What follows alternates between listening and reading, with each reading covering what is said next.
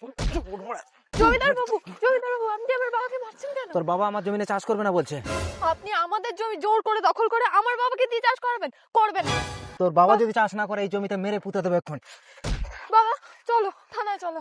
যা, কোনো লাভ হবে না, থানার বড় বাবু আমার ছেলে। চলো।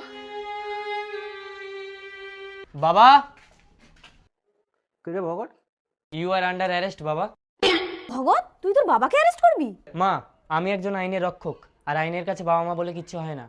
অপরাধী অপরাধীই হয়। দুধ কলা দিয়ে আমি তো কাল সব পুষেছি, এত টাকা দিয়ে লেখাপড়া শিখে চাকরি পেয়ে আমাকে বলো অপরাধী? তুমি এতকাল এনার জমি জায়গা দখল করে এনার উপরে অত্যাচার করেছো, আর সেই টাকায় আমাকে লেখাপড়া শিখিয়েছো। তাই এনাকে আমি সসম্মানে এনার ন্যায্য বিচার দিতে চাই। চলো বাবা। খগেন, তোর এত বড় সাহস, তুই আমার নামে থানায় নালিশ করিস?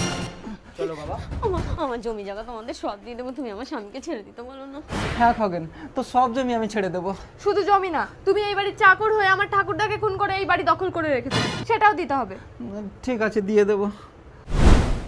এইবার চাকর চাকরই লাগছে। এই নিন কোদাল। কি গো, এবার আমরা কোথায় যাবো? চলো, গাছতলায় গিয়ে থাকবো। তাই চলো বাবা।